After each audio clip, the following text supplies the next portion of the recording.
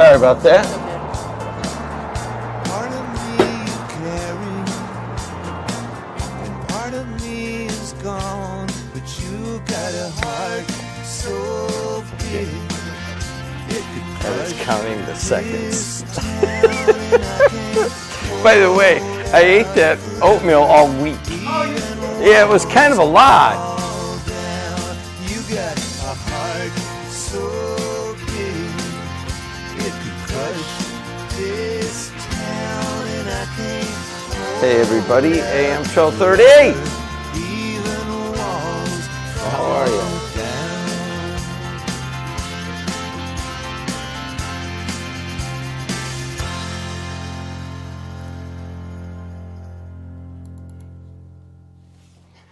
AM 1230.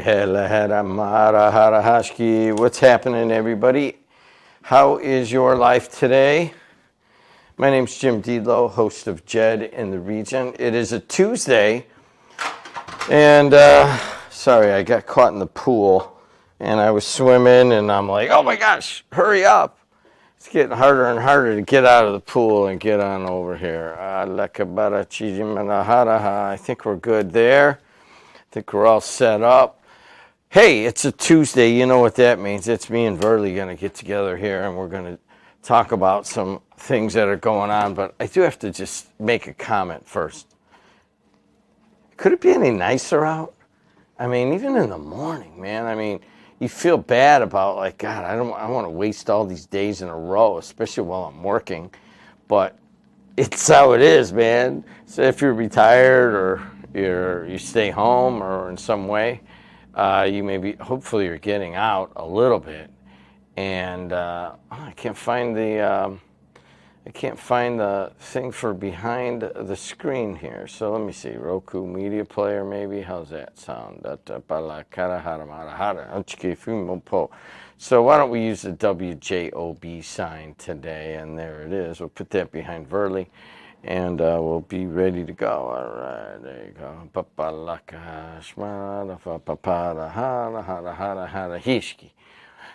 You know, it's pretty easy to do logos anymore. You just put it into Chat GPT or you know what? Microsoft and Google both have their own set of AI tools now. And it's like, uh-oh, thank you. Thanks for the logo. It used to cost me $1,500.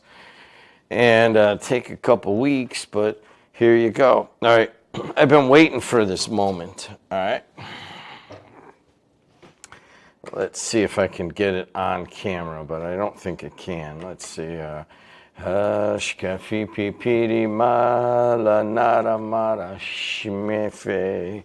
If you're looking how to watch me, certainly our JED TV app is basically the JED TV Sports Network app, and we rent it in the morning here for JOB for a little while.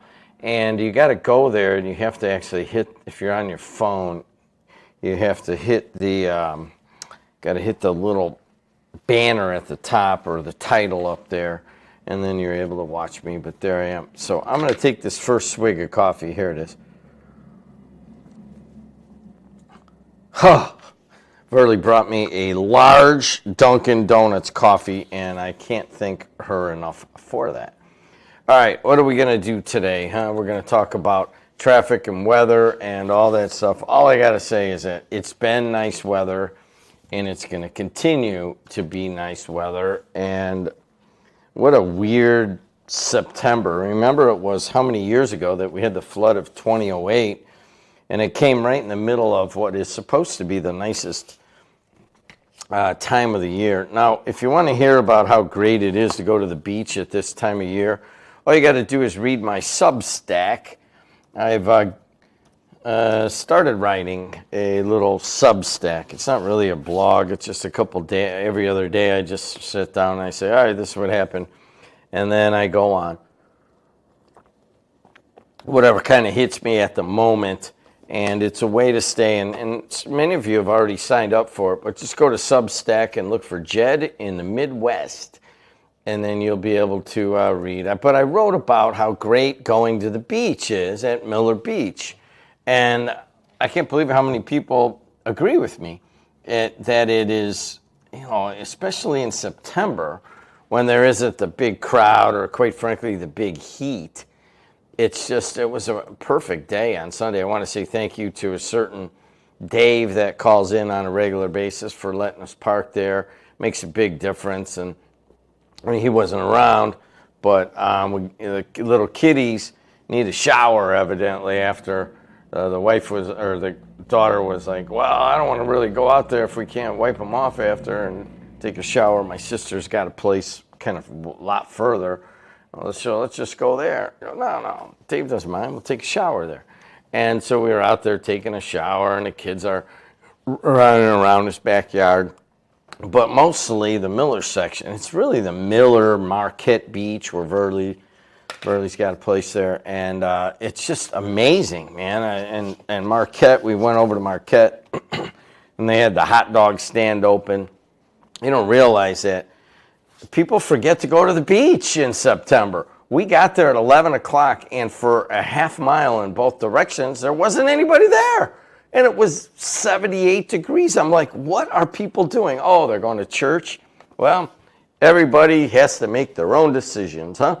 All right, here we go. Let's play some 219 News Now, and then we will do it on the voice and face of the K. 219 News Now is brought to you by the South Shore Line and by Strachan Van Til, making lives easier for 95 years. I'm Andrew Garcia, and this is your 219 News Now. Over the weekend, the Indiana State Police arrested 7 motorists for alleged intoxicated driving as part of a crackdown on area roadways. In addition to the DUI arrests, 3 drivers were cited for reckless driving and other traffic violations.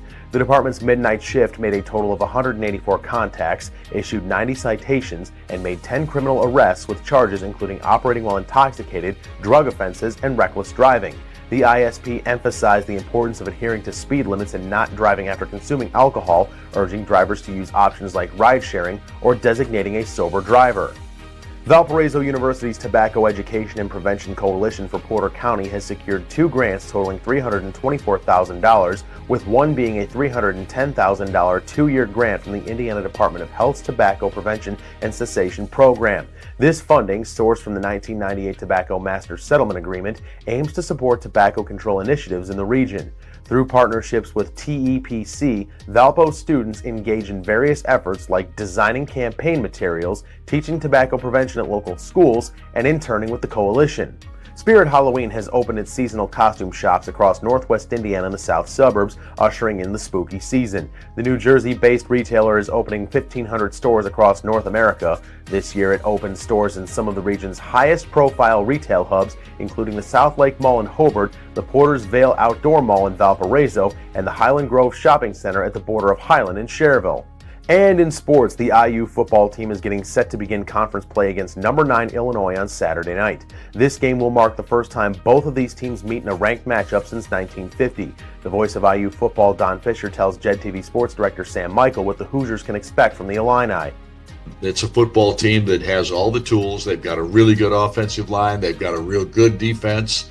This is a challenge, and Indiana is going to face it. They're going to be at home, which is the great thing. And I'm looking forward to seeing exactly how Indiana deals with this challenge of Illinois, because I think Illinois is, without question, their biggest test at this juncture. And I think Illinois is going to test a lot of people in this league this year. To read up on more local news and headlines, visit jedtv.com and nwi.com. I'm Andrew Garcia, and this has been your 219 News Now.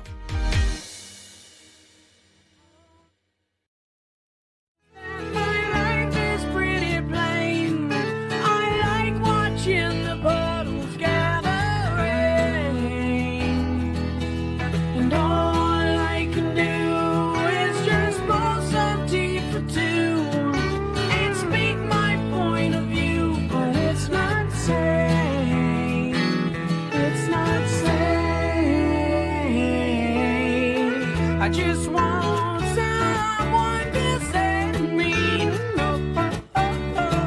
I'll always be there when you wait. You know I like to keep my cheeks dry today. So stay with me and I'll have it made. And I don't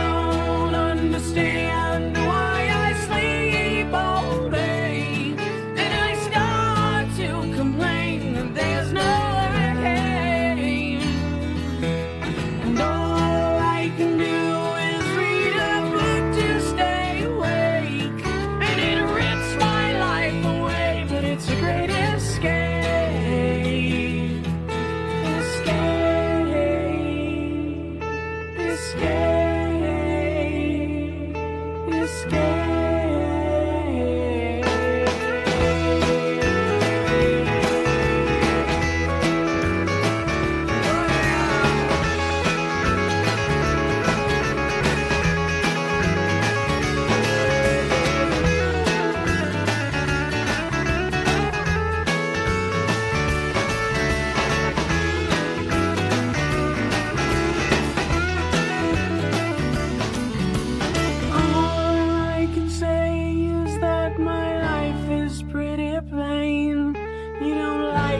Point of view, you think that I'm insane.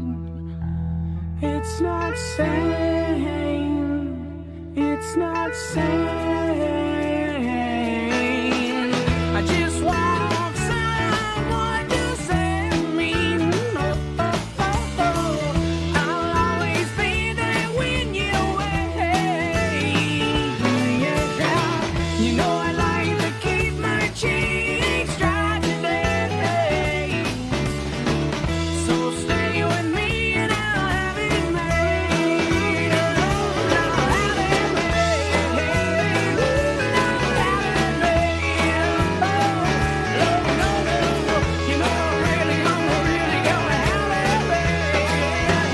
AM 1230 WJOB 104.7 FM, the voice and face of the Calumet region. And in my haste to get ready from swimming this morning, I forgot to look at the traffic, but I'll do that in just a moment. I can tell you this, that it is the most beautiful stretch of weather that we can ever hope for.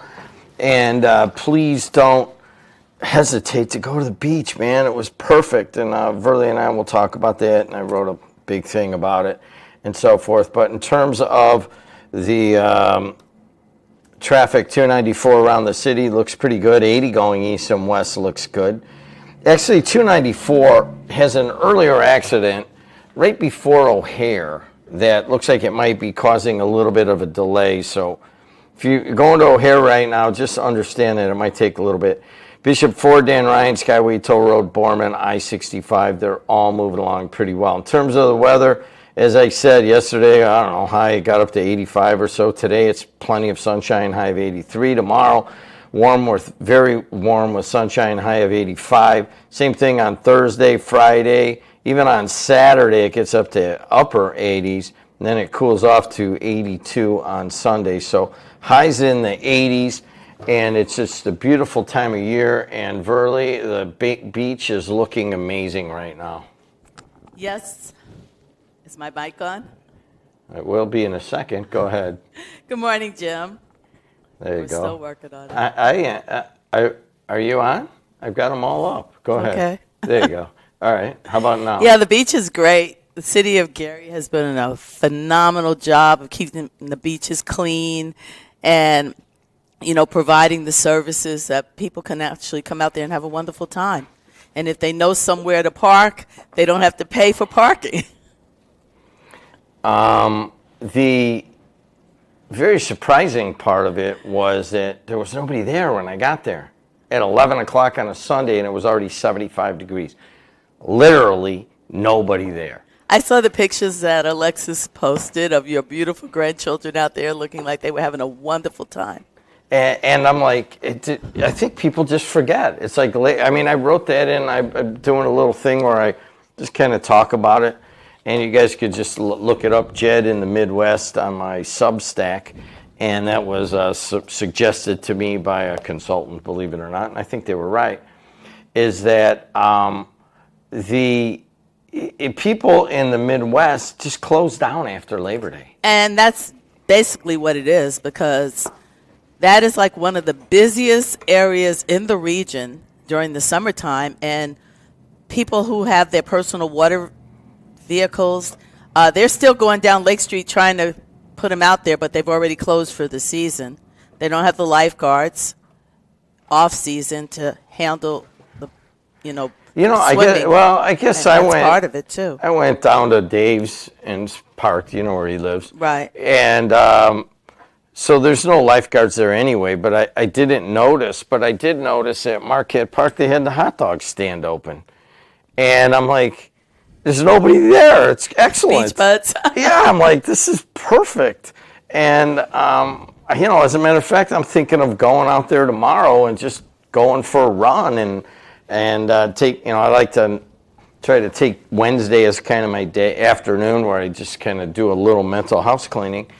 I'm like, why not? There's nobody there. It's just like one of the best places to be. I'm telling you, the vibe is just so. You just forget you're in Northwest Indiana. Well, the Substack I wrote was that I brought two guys from the East Coast here when I was in college, and I went to school in Los Angeles for 2 years when Barry Obama was there, and the people on the East Coast all said they had the best beaches, and of course they think they have the best everything because they're from the East Coast, and and people from the East Coast look down on us here in Northwest Indiana and the whole center of the country, but we won't use that right now. And then another buddy that was hung out with us was from Westwood and Beverly Hills, so he's like, there's no better beach than Santa Monica in the whole world. So I bring the two East Coast guys here, and we go out and we do it up right in the region. They're like, God, it's really great to party here. What are we doing today? And so I go, we're going to the best beach in America.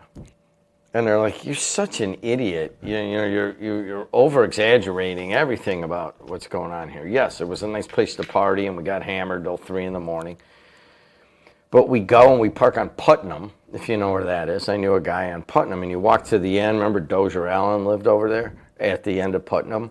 Mm-hmm. But we get over there, and we come up that rise over the dune, and they see Lake Michigan, and they're like, holy crap, I didn't know this existed.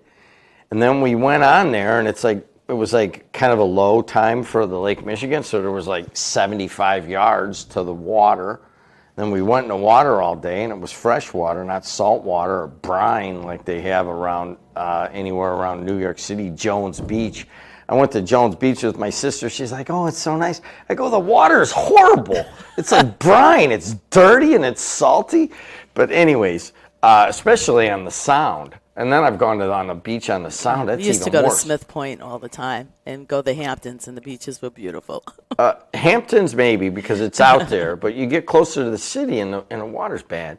And then finally, the two East Coast guys, when we finally left the beach, said, gosh, you know what? In the weirdest way, the water was fresh water. You have all the sun. It makes it a little, kind of gives it some character to see these steel mills. He's like, yeah, they're like, this is a really nice beach. The Chicago skyline. And the Chicago skyline. The whole thing comes together. And I think that where you live and where, people in Gary going right into Porter County there, between Bethlehem and U.S. Steel, which would be between Cliffs and U.S. Steel now, I think that's the best place to go to the beach in America. I really do. I think it's just so, not so much when there's really bad waves because it's so dangerous, but if it's, I think 90% of the warm days, it's okay to go in the water. 10% you got to stay out. That kind of sucks.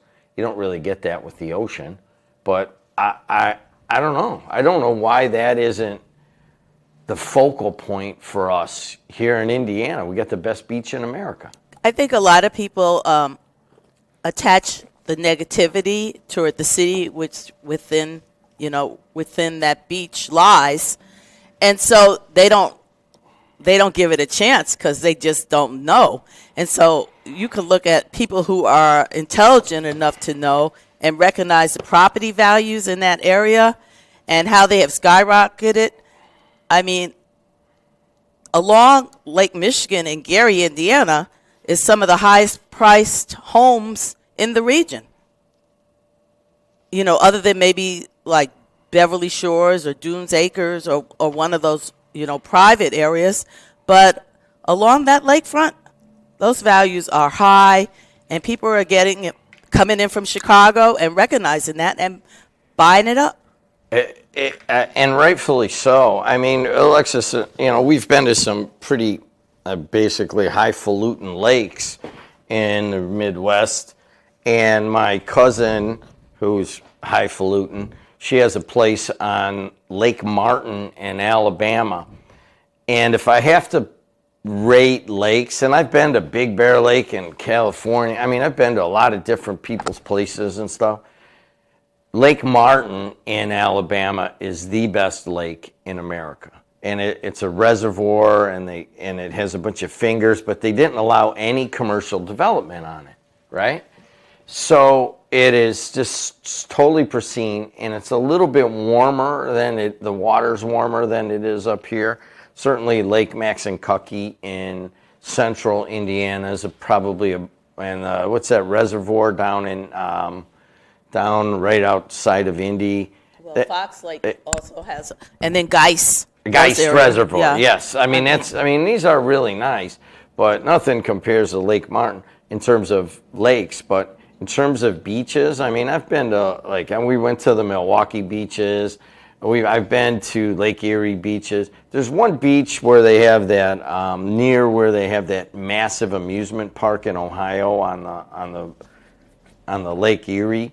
And that's really a nice beach. I mean, believe it or not, Lake Erie has really nice beaches. Oh, no, my sister and brother-in-law had a home on the Canada side on the lake, and they recently sold that, but they love the Lake Michigan beaches just as much. I don't know what it is about. And then going up to Lake Superior, I've gone up there a few times, gone up to Duluth, and it's nice, but the water is so cold.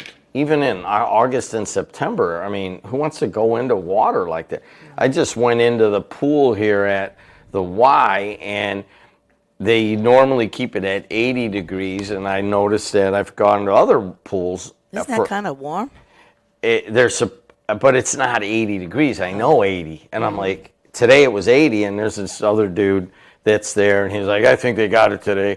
Because sometimes I get in there, I go, man, this is low 70s right here. This is kind of cold. But if it gets to 80, I'm like, perfect. They keep Omni at 83.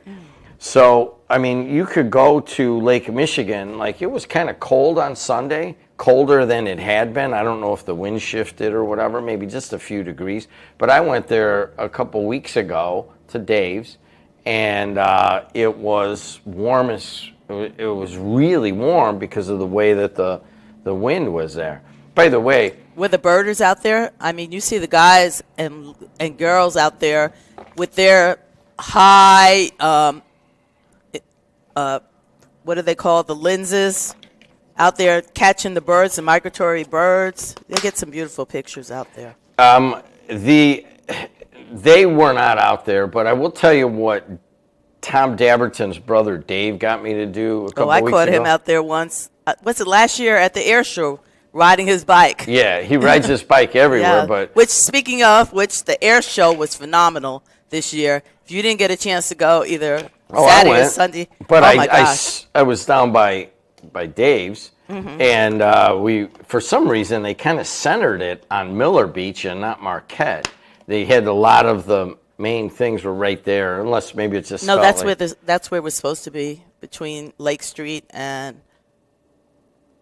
where Oak beach starts. Yes. Yeah. Okay. So I mean, I agree. It was amazing, and I think I'm still shaking from when you're just sitting there and you watch it at the end of it when the Thunderbirds, and they have all the Thunderbirds out, and you're looking at them over the lake, and it looks like they're going to hit each other, and you think, oh well, all the Thunderbirds are out there, and then this Thunderbird comes from behind you, really low and really loud, and I'm like, that scared the holy bejesus out of you. It was amazing. We watched it from a dune right by the aquatorium the first day, and then on Sunday we went right from the house to Lake Street and watched it, and we got a whole different perspective because that's where the Thunderbirds were going around. And so, it was just great. So, I mean, there's so many wonderful things right there in the city of Gary that, people should try and take advantage of. Anyways, Dave Dabberton got me to go to the Hammond Marina and swim from the marina over to the Hammond filtration plant. You're kidding. Yeah, Wow. and I was like... That was kind of dangerous. It was dangerous because I didn't have my goggles. I couldn't find. Did you have a flotation And I suit? didn't bring a flotation device. Oh, my goodness. And I'm like, hey, listen, I'm a superior athlete. I'll be fine. He's like, man, I don't know. And I'm There's like, lots of superior athletes who do not yeah, survive. and so I won't do that again because there were a couple times where I'm like, yeah, I really should have one because it's just, when you're on open water. I went to the TED Sports thing last week. How was that? It was amazing in Indianapolis, and I will talk a little bit about that. But I happened to talk with the woman who's like one of the most. They had like the biggest celebrities there, and you could just talk to them. So Triple H is just sitting there. Hey, Triple H, how's it going? And Pam Whitten, the head of IU, was there. Yes, and I've been in her box at one of the football games. Kate Johnson, the Yeah. head of marketing at Google, they just sort of hanging around. We went to this little golf thing, and everybody's just sitting there talking to you. It was like nobody really told you how great they were, which was kind of cool. But this woman I've seen her on TV before, that she was like a really famous open water swimmer. And she was down in Indy, and she goes, well, I'm going to go to Chicago. She had a Brazilian accent and stuff. I go, well, man, you need to go down and open water swim. And she's like, well, I didn't know that you really could on Lake Michigan. I go, you can in Hammond because it's inside the break wall. And you don't have all those waves, which are problematic when you're trying to swim and you'll swallow water that way and stuff. So it's pretty... Dabberton showed me how to do it, but I will never go there without a flotation device again. Good idea. Hey, that's all very positive stuff. We have some negative stuff. Here it is out of Region News Source by Paul Goddard. Go and like his page, Region News Source on Facebook. He's got 210,000 people. If you haven't liked it and you don't get the notifications yet, then you're behind the game. Griffith man charged with sexual battery after town festival. According to court documents, a Griffith man has been charged in Lake County after allegedly groping a woman twice during a town event. The affidavit states that on August 28th, around 11 p.m., a woman reported to a Griffith police officer that she had been sexually battered by a male on a bicycle near the 200 block of North Broad Street. The woman told police she was walking between food trucks when the bicyclist extended his hand and intentionally grabbed her breasts before riding away. According to court documents, the woman said she chased after the man, throwing an ice cream cone at him, confronted him. During the confrontation, the man allegedly reached out and grabbed her breast a second time. She then recorded video of him as he rode away, giving her the middle finger. The woman posted the video to social media where she asked people to identify the male. Detectives, meanwhile, reviewed surveillance footage and the victim's video, identifying the bicyclist as Michael Raymond McInerney, 63 of Griffith, whom officers recognized prior police contacts. Charges filed September 10th. And it is a level 6 felony of sexual battery. Victim compelled to submit by force or imminent threat of force.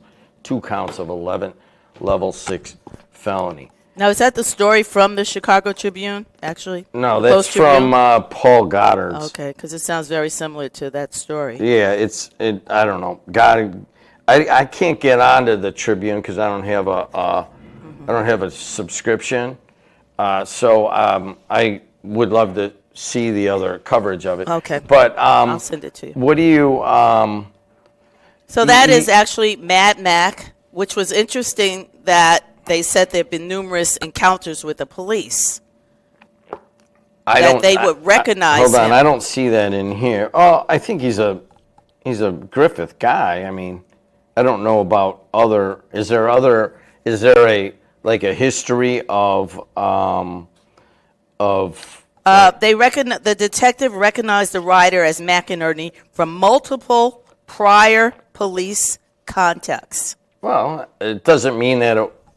In Griffith, I live next to Messineo, and I don't think that's the part of the story. I don't see any prior convictions or anything. No, like it didn't that. say convictions. That would be the courts and the judges and the Yeah, so if they had It contact said with contacts, Well- meaning, oh, that's my buddy, he's my neighbor. But to say prior contacts in this type of story just raises a question of what those contexts had possibly been. Okay. And I'm not making any allegations. Yeah, well, I'm not reading a making story. any allegations Yeah. either, and that's, to me, you can't really make anything of that unless the cops came in and said, oh, he's been in trouble all along or something like that. There's no indication of that, and I want to make clear of that, all right? But I also want to make clear that it has been well known on the streets and on Facebook and so forth, but Verley was right last week. We didn't want to talk about it until there were charges, if there were charges, because an arrest is a little different. You could talk about it, but just kind of leave it there. But now you have charges, very serious charges, and they are public and been made by the Griffith police, and now it's out there, and this is a very sad situation that we will try to handle with the decorum that is necessary here. So what about the fact that he's actually being associated with WJOB? Oh, what do you mean? Well, Mayor Tom recently posted something, and he said WJOB's very own Mad Mac making friends allegedly at Griffith's Rock and Reel Festival. The acts are alleged, so don't sue me, but he was charged with 2 level 6 felonies for the allegation. So he made a tie-in to your radio station. So? Well, I mean, I just asked you, how does that feel that he is associated with your station? Because he has been a host here. Has he been a host here? Yeah, he's hosted with Dabberton a number of times. He had his own show at one time. Wait a second. He's been a host here? Yes. All right, tell me when. Dabberton has had him on a number of Wednesdays. Okay, You don't tune in. All right, so hold on a second. So I saw somebody sent me something that Michelle Quinn sent that he's occasionally a fill-in host here. Yes. Okay, he's been a fill-in host? Yes. When? You can check your archives, but okay, your host has brought him on. No, I which did is check really, my archives. Yeah, it's really sad that he's brought him on as his co-host a number of times. Okay, hold on a second. But has he been a fill-in host? He has done his own show. As far as fill-in, I don't know. Well, that's what it said in the paper. Well, it said he occasionally serves as a fill-in host. And I get that there are people that would like to associate Mad Mac with WJOB, including you. And I understand that, but he has never been a fill-in host, as Michelle Quinn wrote in the Post-Tribune. So what I would say to you is he's done his own show here. He has paid for his time. He's done a show with MX. Wait a second, but he and MX several years ago wanted to do a show, right? Right. And they came in, and I don't know if they did it 2 times or whatever, right. And they got in a big argument, and they don't do it. Right. Okay, so did he fill in for somebody? He has been a co-host. Wait a second. It's not what it said in the paper. So here's the thing, Jim. If Tom Dabberton uses co-hosts from time to time, and he not a fill-in host, Mad Mac in as one of those co-hosts, then he might be filling in for somebody, or he could be a co-host. I didn't write the story, so I saw that, and I knew that. I mean, certainly that is something that Michelle Quinn has tried to do before, was to tie WJOB to Mayor controversy. McDermott just did it there. And he can do that now because it says in the Post-Tribune that he is a fill-in host here. But who did he ever fill in for? I would say ask Tom. Wait a second. I did. I asked him last night. I said, no, somebody sent me this quote that he's a fill-in host here. And I'm like, really? Because I know what that means. I know what fill-in host means, because Julian Colby called me into his office in 1984. And he said, hey, this guy is sick, and we want you to be the fill-in host. And I'm going to tell you what it is. When you're a fill-in host, you have the microphone, and you have huge responsibilities, and you are an extension of WJOB, okay? So I'm telling you right now that he has never been a fill-in host, and that is a false statement in the Post-Tribune. Well, I would say that legally, if you went up against the Post-Tribune, which is the arm of the Chicago. Why are you so I'm just saying, interested I'm in not- linking Jim, WJOB? I don't get it. I'm not, but that Jim- guy calls in. What would be more genuine? What would be more genuine to say that this guy is a controversial, regular controversial caller? He's probably called in 2,000 times, right? Or that he went on Tom Dabberton's show, I think 3 times, okay, as a host or as a guest. I mean, does everybody who comes in, are they a host? And is he a fill-in host? Because Dabberton was there. It was Dabberton's show. I'll tell you why. Because Colby called me in and he's like, you're going to be a fill-in host. And you have to understand the responsibility of that. And at the exact same time, a woman named Barbie Cave was called into the office. And I go, hey, listen, I'm going to go. And Colby says, no, you're going to listen. And he came in, and Barbie Cave, which wasn't her real name, she went to Gavitt, and then she hung out here. And he said, listen, I heard that you were at the Hammond Fest and that you went on a Ferris wheel ride with Hammond Mayor Tom McDermott Sr. And I'm really uncomfortable. Colby went off on her for 45 minutes on all of the different decorums of why that was inappropriate and that other media are going to make you try to look, make WJOB try to look bad and this is that. And I'm like, God, why is he doing this? And why am I sitting here? I feel horrible. Get out of here. I was trying to hit on Barbie Cave at the time. But she leaves and I'm still sitting there and he goes, you need to know what it means and the decisions you need to make as a fill-in host. And if you're going to do it for John Baranowski in the afternoons, then you need to understand what kind of decisions are made and the responsibility that is born from that.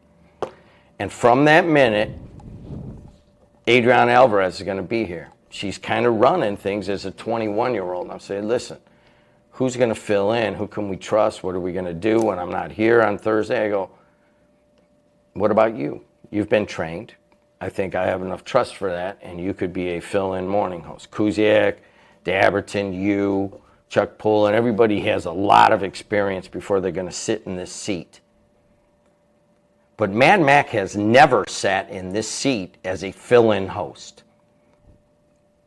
And that is not right. And there is reasons for that.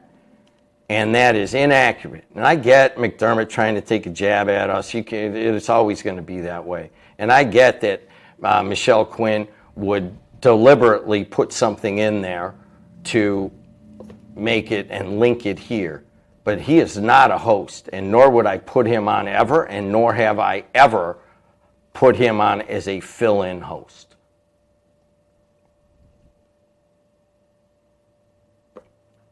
End of story. We'll be right back on the voice and face of the Calumet region.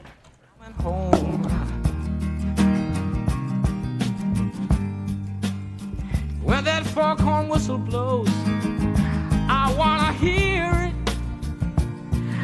I don't have to fear it. I wanna rock your gypsy soul, just like way back in the days of old.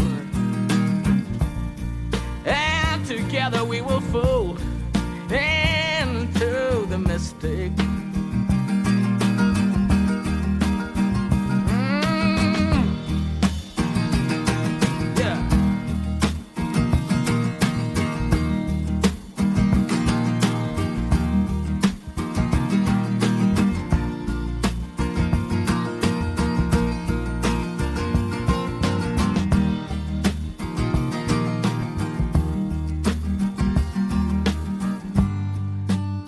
When that foghorn blows, I will be coming home, girl.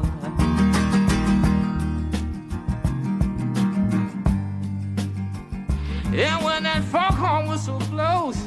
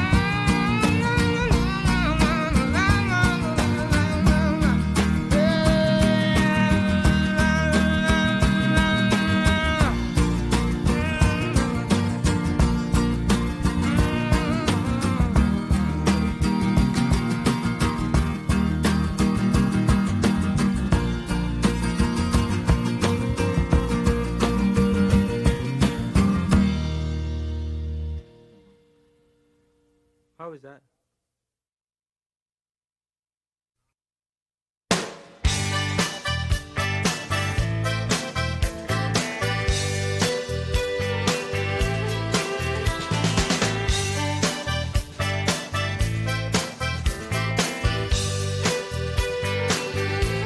Well, I lived on the outskirts of town in a eight-room farmhouse, baby, with my brothers and friends around. There was always something doing. Had me a couple of real nice girlfriends. Stop by to see me every once in a while. When I think back about those days, all I can do is sit and smile. That's when sport was sport, and grooving was grooving, and dancing with everything. We were young and we were improving, laughing, laughing with our friends. Oh, the land's been something. AM 1230, WJOB 104.7 FM, the voice and face of the Calumet region, doing this same thing for 102 years. People call in, you tell your story, you move on. Sometimes it gets ugly, sometimes it doesn't, but we're not doing anything different than we did in 1980 or 1930, and it just continues on. And let's take a look here at traffic. 294 around the city looks pretty good. 80 going east and west looks good to Bishop Ford. Into the Dan Ryan is a little bit tight from the backside of the Steel Bridge all the way up to about 76th Street, so it's starting to build already. Skyway, Toll Road, Borman, I-65, they're all moving along pretty well. And in terms of the weather, man, it just can't get any better. A high of 83 today, warm with plenty of sunshine. It is 59 degrees right now at the Strachan Van Til Studios. So cool evenings and warm days, unbelievable. And it is 57 degrees at Ironworkers Local 395, imported 60 degrees in Lowell right now. Isn't that weird? Kind of. 219-845-1100 if you'd like to call in, and we'll take your phone calls. Verley and I are sitting here and had a little disagreement on something, but we've had it before, and we will just continue on. I didn't get to finish that story, in that what happened eventually after Colby called me into his office, and he dressed down, and I probably shouldn't use that term now, let's say yelled at Barbie Cave. She hosted, and she was a news reporter. A couple days later, the photo came out of her and Hammond Mayor Tom McDermott Sr. in the Ferris wheel. And Colby, I thought, was going to blow a gasket, but I learned a lot from that moment, and it is what it is. Verley, there's a deeper issue here, and without talking about the specifics of this case, because, of course, all of these people, as Colby taught me many times, all these people are the people that could ultimately be on a jury to decide this, so you kind of got to watch what you're doing. But there is a larger issue here, and that larger issue, and I don't know what you would like to say about it, but women need to be able to feel like they can go into a public place without being accosted. Now, there is no allegations that whatever, this will all be set aside in the courts, this specific case. But in general, the message of women being able to walk into a public place and feel safe is a huge part of this story, and quite frankly about stories in general right now in America, especially with the climate that's going on. Outside of the specifics of this case, is there anything that you could add to the idea that women should feel safe in a public place? I think that anyone should feel safe in a public place, women, children, men.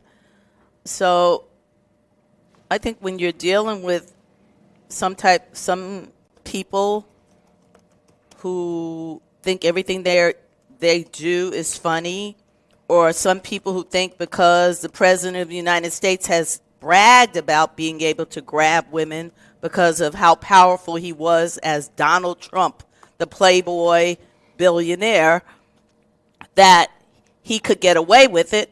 That's made a lot of people feel that, hey, it's okay. I could get away with it too. I'm MAGA. I'm a conservative. I'm a jerk. I can do the same thing as Donald Trump, and there's gonna be no backlash. So I think that it comes down from the top.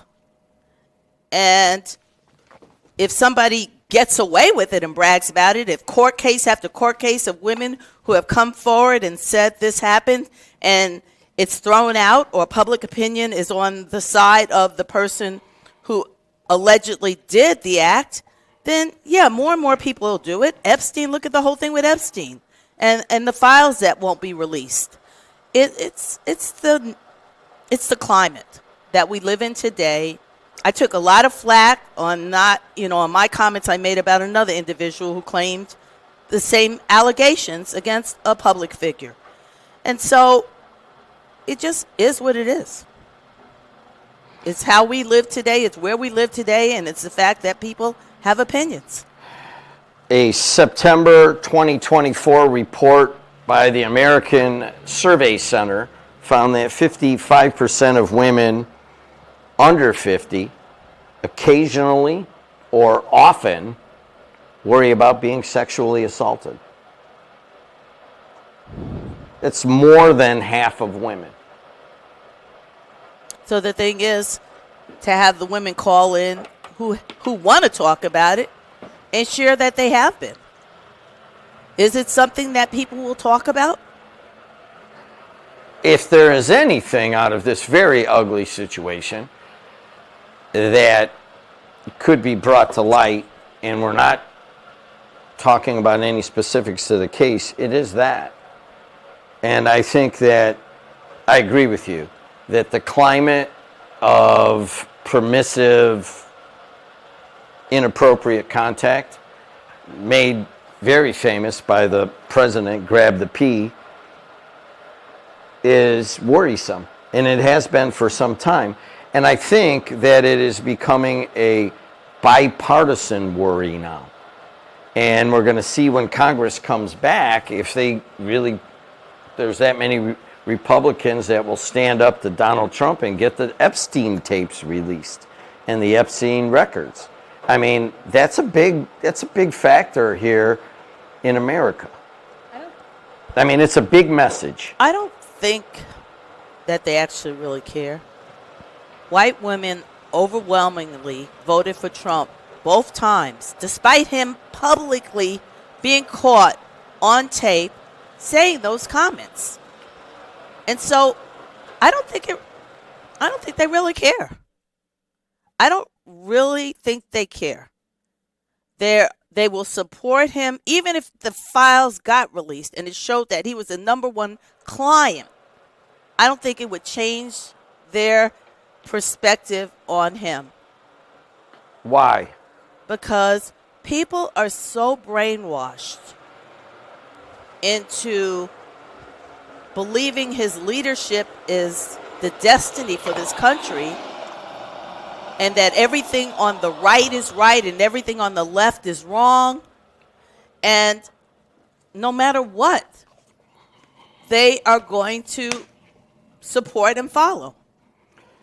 Another survey by the Stop Street Harassment found that 66% of women have been sexually harassed in public spaces, including physical, touching, and groping. This study highlights that fear is rooted in actual experiences of harassment. This is no comment on this existing case. I'm surrounded by women, as you well know, and I have been my whole life, sisters, cousins, Cousin Phyllis, no one would ever grope Cousin Phyllis, hopefully. Not at all. Because they could would try. They would. They might not have a hand when she's done. Yes, and if it was her sister Patty, who's very good with knives, you would watch that entirely. But I mean, I'm surrounded by like tons of women. I don't like the feeling, and I know that they are, and I know that some of them have been groped in public, and that fear going into public places anymore. And I just think that's like one of the saddest things that we could at least talk about from this situation. There's an accused and an accuser. We don't know how the courts are going to adjudicate this, and we'll leave it out. But it is a good point to talk about this issue. And this issue of fear amongst women is something that's kind of hard for me to really understand, and for most men to really understand. I don't fear anything when I go out. And I don't either. And so you say 50% of 40. 66% That's have amazing. been. Let me get my glasses. Women fear going out. 66% have been sexually harassed of all women. 55% of women under 50 worry about being sexually harassed. Isn't that a high number? That's a very high number. That's a very high number. What does it say about the men in this country? That women are in so much of a fear that they fear that these men are all going to go across the line and do something that is not legal, do something that is inappropriate. I don't look at every man and think that if I go into a room and I'm the only woman, I don't think that some man's going to come and sexually,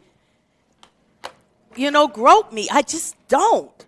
And it's sad that a lot of women, the majority of women, feel that way. So explain again, do you think, you've already explained it, do you think that Donald Trump is a part of the reason behind this fear, or is he just someone who is, just basically taking advantage of the moment? So that's a difficult question, because I think he's part of the reason why a lot of people would think it's okay, but I don't know if he's part of the reason for the fear. Because those same people who probably in that survey have this fear probably still voted for him. So I can't say that he's the reason for the fear, but I would say he is the reason why people would think it's okay to do and that you can get away with it. What does that say about America? Hey, what did it say when they voted for him? Billy Bush lost his job. Donald Trump gained a job. So what does it say about America and how you pick and choose?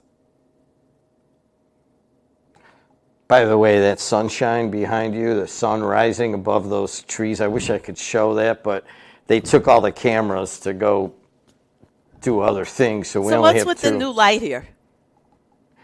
We were getting, until the sun comes up, then I can turn it off. Mm-hmm. But we were getting darkness from that corner. Oh. So your complexion is okay. It was actually on the really light skinned people that they were getting dark sides on the left side of their face. So I don't know. Sam put it in there, and there it is. But it is a little obnoxious. Just a little. I don't mean to laugh in the middle of difficult discussions. Verley, part of it is, when I worked as a social worker in Oakland, California, when I was going to school, and then I worked as a social worker in the South Lake Center for Mental Health, and that's where I was going to go until I don't know, I was working here at the same time, whatever.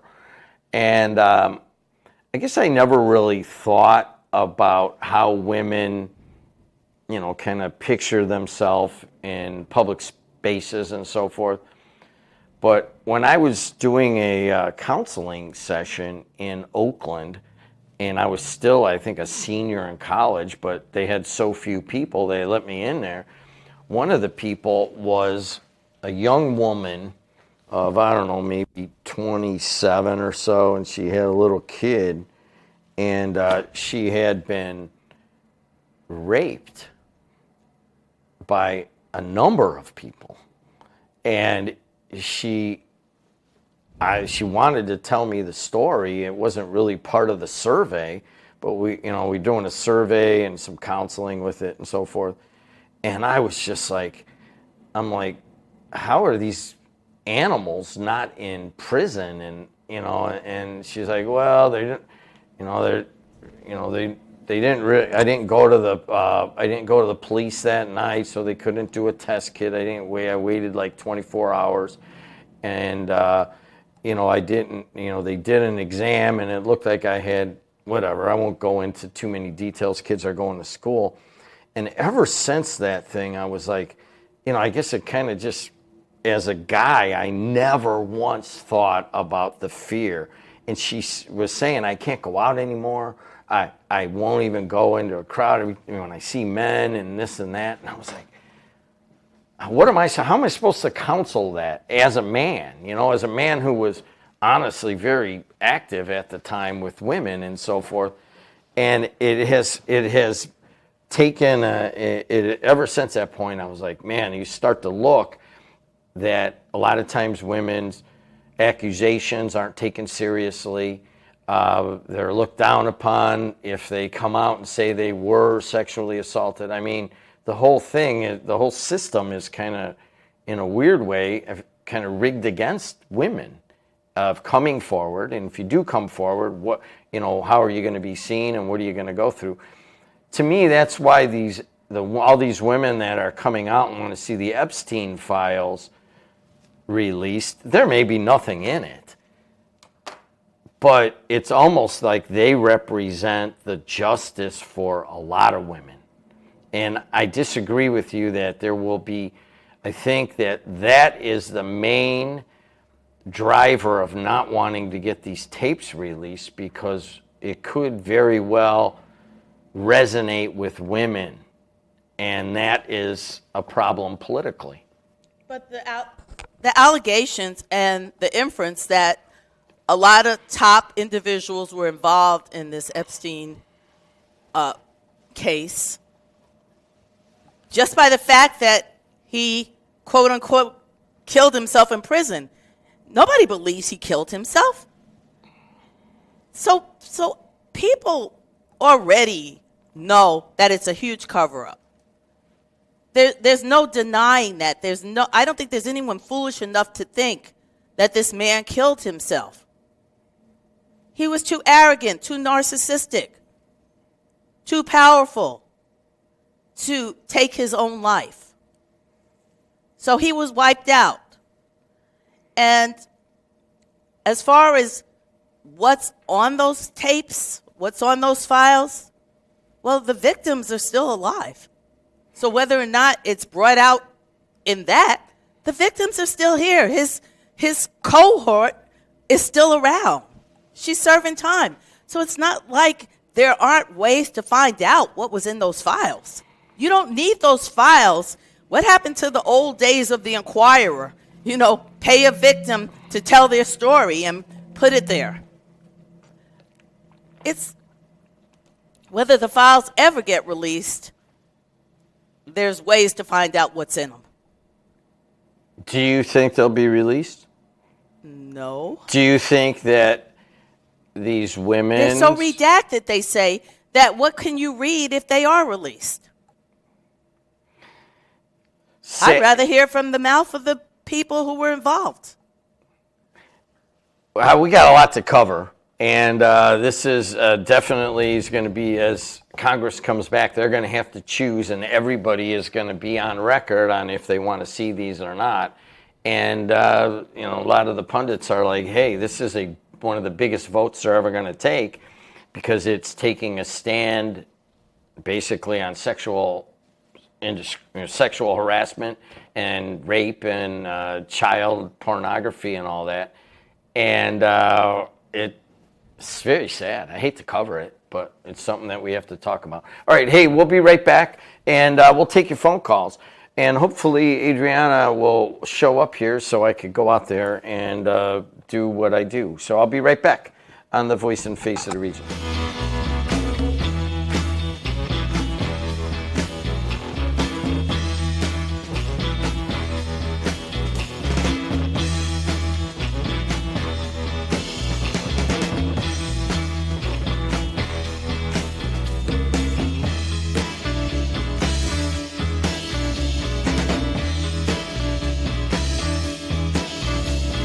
Wish I were back on the bayou, rolling with some Cajun queen. Wishing I were a fat freight train of jumping, juggling on down to New Orleans. Born on the bayou, born on the bayou, born on the bayou. Do it.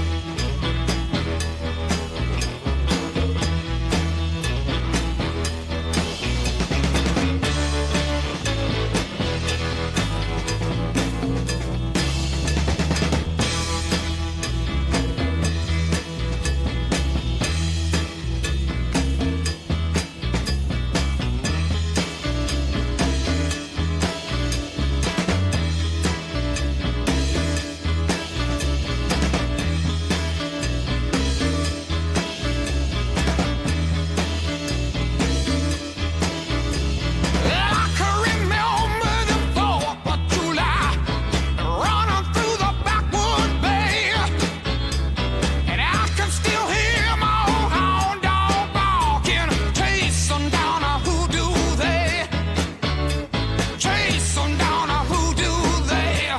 AM 1230, WJOB 104.7 FM, the voice and face of the Calumet region. I'm Jim Dedelow, host of JED in the region. And I think you can hear me. Hold on a second. All right, I got to play this. There you go.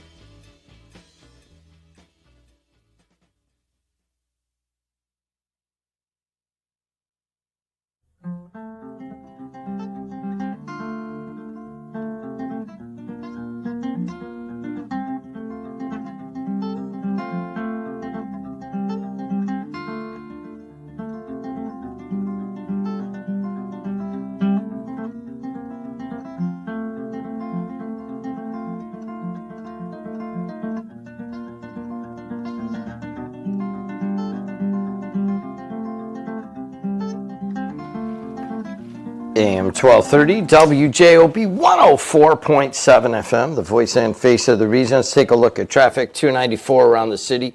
Looks pretty good. There was an earlier accident, and it still has a little bit of slowness right at I-57, but other than that, you should be okay.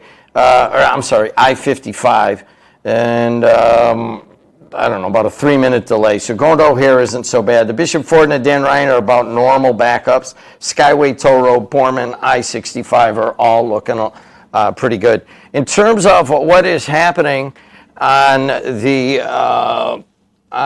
weather, It is a high of 83 today, 84, 85, 86, 87. That's what they've got in the next 5 days. Beautiful days.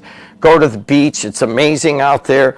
And forget about all of the ugliness in the world and go to Miller Beach, and you will not be disappointed. Speaking of not being disappointed, I knew my cousin Phyllis would call. Hi, how are you? Good morning. I'm fine. How about yourself? Hi, Verly. Good morning, Cousin Phyllis. How are you? I'm good, thank you. Yeah, I heard my name being thrown around, so I figured I'd call in. I've tried calling in before when my name was thrown around, but, you know. Well, I don't hope it wanna- wasn't. You didn't feel it was thrown around in a bad way. Not today. Thank you. Not today. And the only thing I'm going to say, and I wanted to say when I heard all this going on, like you said, innocent until proven guilty, you got on the wrong bus. The karma bus showed up. Yep. What do you mean by that? Sorry. So appropriate. It's just common knowledge. You know, you can knock people down, act like you are one of the presidential people, and you're not. Look in the mirror. You're one of us. You're no different. I put my pants on the same way you do. Hey, I made reference to growing up around strong women.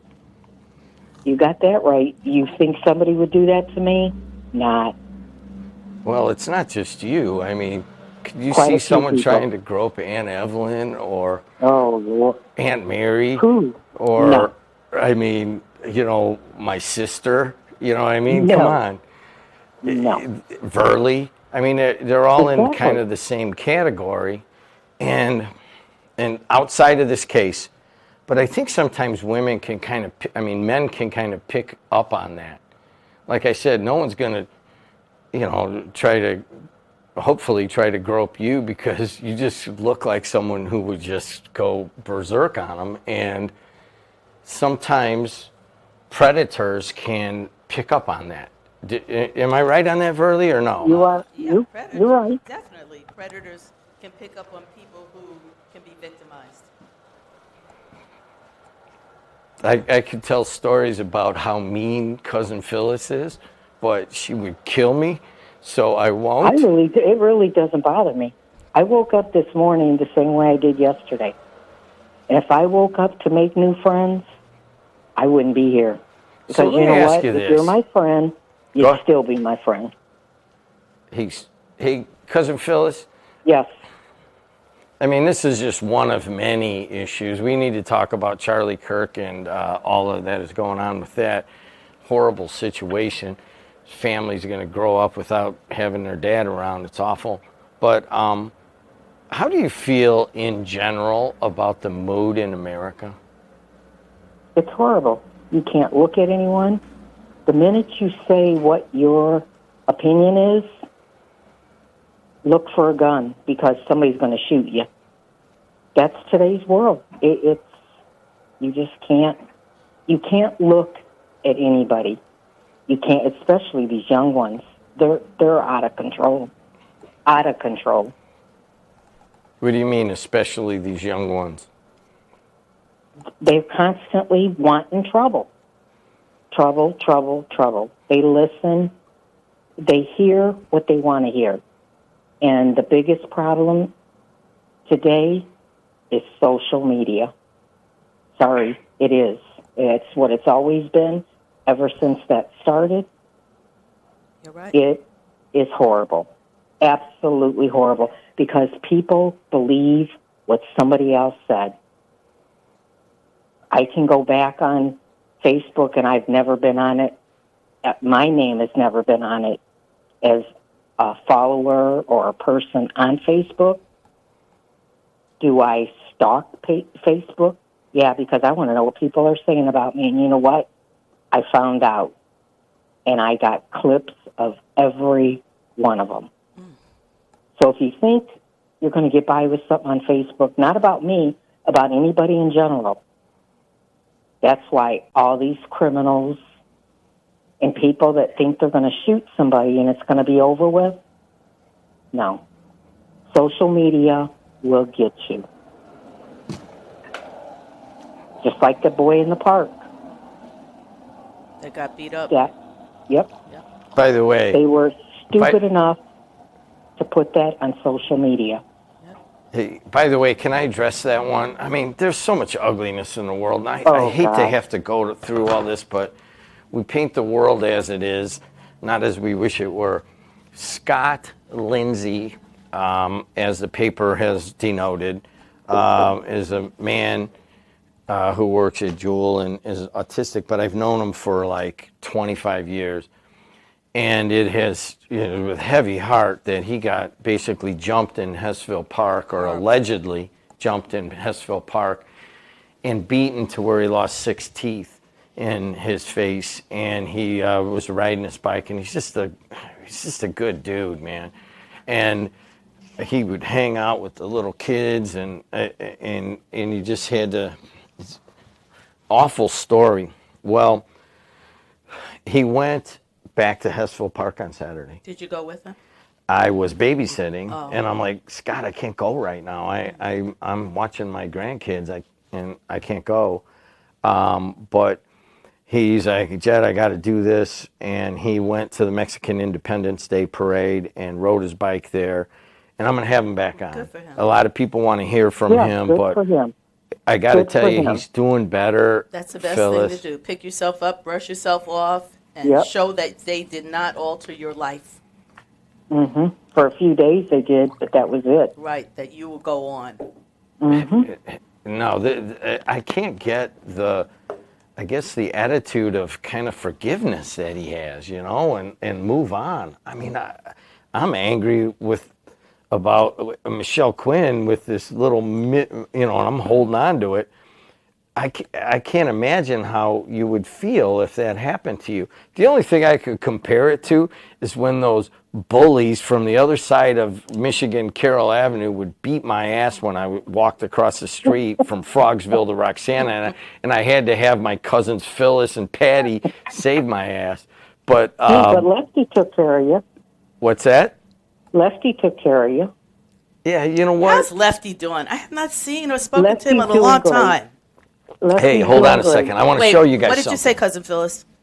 He's doing great. Oh, I talked to him. wonderful. Hey, Yeah. listen. I want to show you Yep. guys Man, something. I miss Lefty. And now I'm not endorsing Lefty in any way, but he did Why go to not? Hammond Tech, right? There you go. That's why And you gotta hold on a endorse him. second, Adriana, what do you think of this?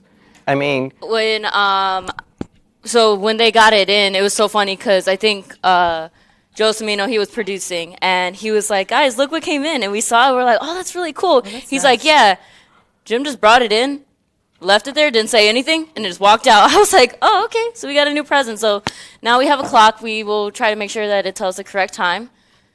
is I that think right? it's telling it You right got to time find a right place now. to put it, though. There's Yeah, it's no on the right walls in time right here. now. Yeah, I mean, I'll describe it. It's Put it on the front of the desk. It's amazing wood, and it says WJOB, and it's a clock, and I don't it's think I have 2 cameras. So I'm gonna do yeah, this. there you go, right there. And we have 3 of these. One is 1047. We got another one. I don't know what it is, and I'm like, Phyllis, this is what going to career tech school in high school There will you leave go. you with. This isn't his job.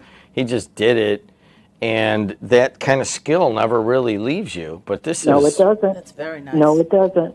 yeah. And did you notice that I called you within, an hour that you received it? And you probably thought, how in the heck did she know? I don't worry about anything about you other than I know you crossing don't. you and then getting the wrath of Cousin Phyllis. All right, Phyllis, thanks for putting things into perspective, okay? Really take care. You too, Cousin Phyllis. Thanks so much for Jed, calling you in. got a clock. Be on time. We always love hearing from you. We'd love to hear from Thank you more you. often. Adriana, Definitely. thank you for coming in.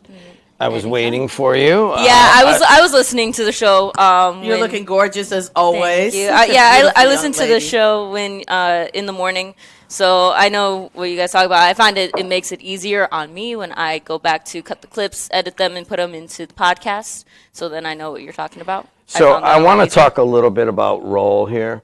And I don't, maybe. But can I say this? Because you haven't done traffic and weather in a while. Didn't I just do it? Yeah, I thought I did. Yeah. When I was driving in, my phone just connected to my. Yeah. I didn't hear it, but that's okay. Well, anyways, I just want to make sure, and I want your opinion on this.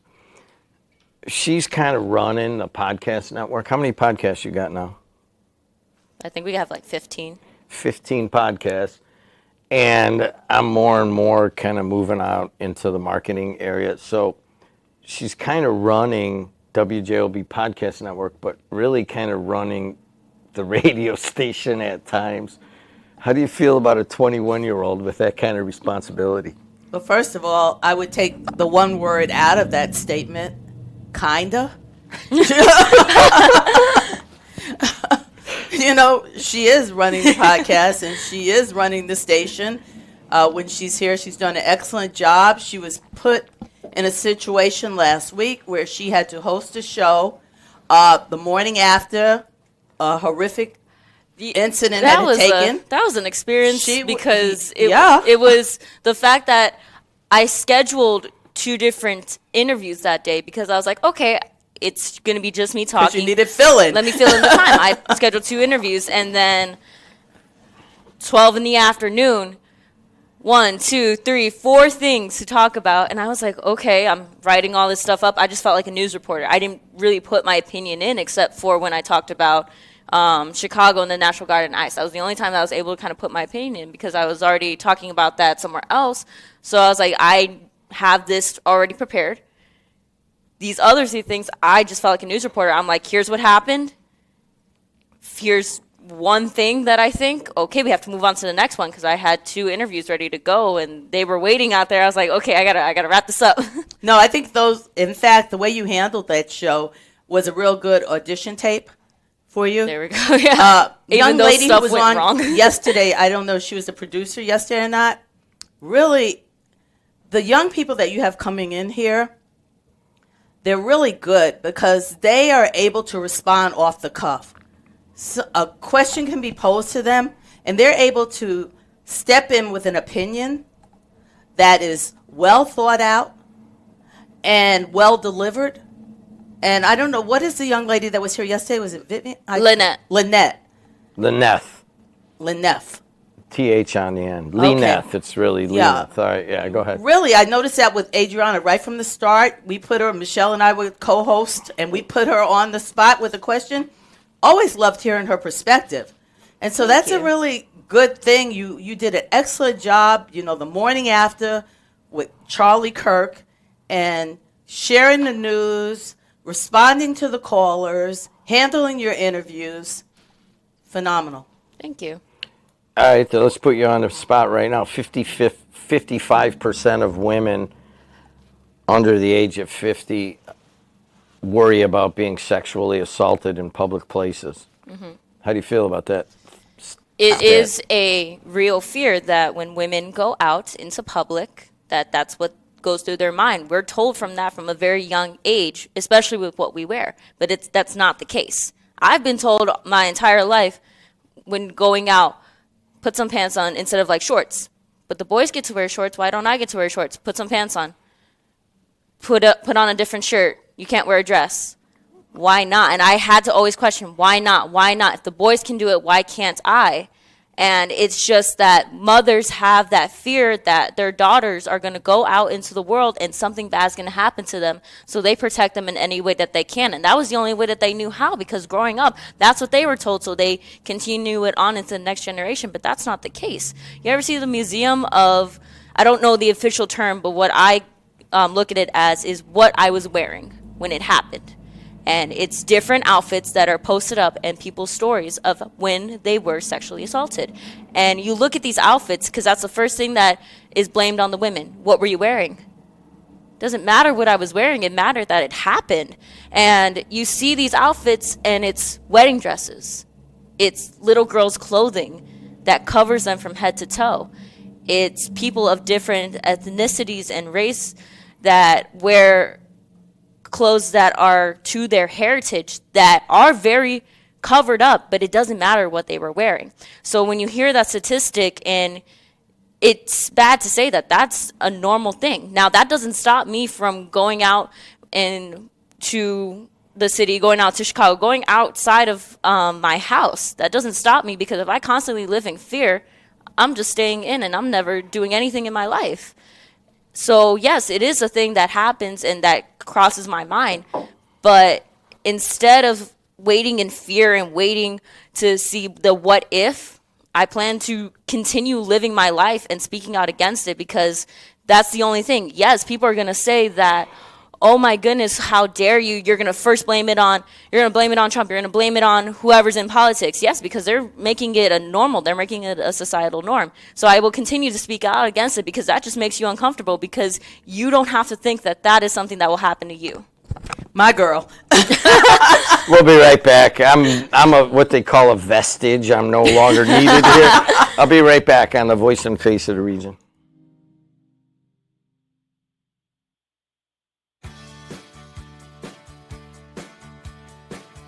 I ain't never gonna let you down. All you gotta do is trust me. I would never make you some clown.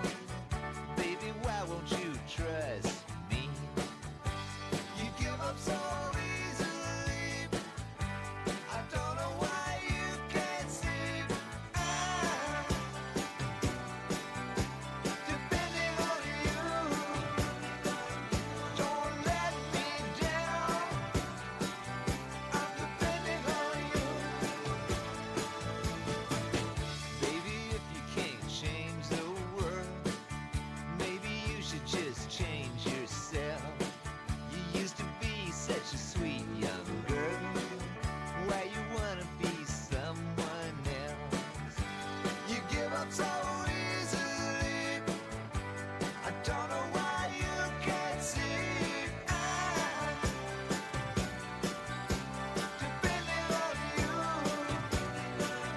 Is it too late now? I'm depending on you. Oh.